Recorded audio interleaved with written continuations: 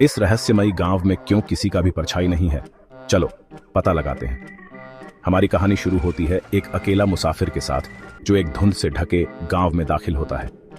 सन्नाटा उसका स्वागत करता है और हवा रहस्यों से भारी लगती है। वो एक अजीब चीज देखता है, किसी भी गांव वाले की परछाई नहीं है।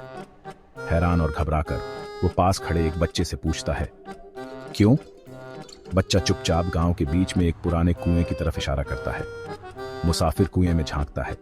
उसे अपनी ही परछाई दिखाई देती है जिसकी आंखें चमक रही हैं। दहशत उसे जकड़ लेती है, लेकिन अब बहुत देर हो चुकी है। सुबह होती है और मुसाफिर एक भयानक खोज के साथ जागता है। उसकी परछाई गायब है। वो अब गांव के श्राप का हिस्सा है। चुपचाप और बेजान वो गांव वालों में शामिल हो जाता है, हमेशा के लिए उस गांव में भटकने के लिए अभिशप्त, जहां रोशनी तो पड़ती है लेकिन परछाई नहीं।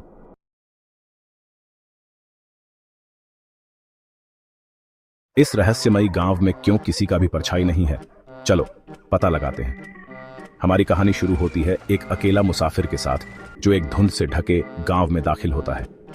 सन्नाटा उसका स्वागत करता है और हवा रहस्यों से भारी लगती है। वो एक अजीब चीज देखता है, किसी भी गांव वाले की परछाई नहीं है।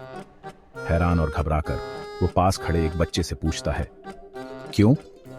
बच्चा चुपचाप गांव के बीच में एक पुराने कुएं की तरफ इशारा करता है। मुसाफिर कुएं में झांकता है। उसे अपनी ही परछाई दिखाई देती है जिसकी आंखें चमक रही हैं। दहशत उसे जकड़ लेती है, लेकिन अब बहुत देर हो चुकी है। सुबह होती है और मुसाफिर एक भयानक खोज के साथ जागता है। उसकी परछाई गायब है। वो अब गांव के श्राप का हिस्सा है। चुपचाप और बेजान वो गांव वालों में शामिल हो जाता है, हमेशा के लिए उस गांव में भटकने के लिए अभिशप्त, जहां रोशनी तो पड़ती है लेकिन परछाई नहीं।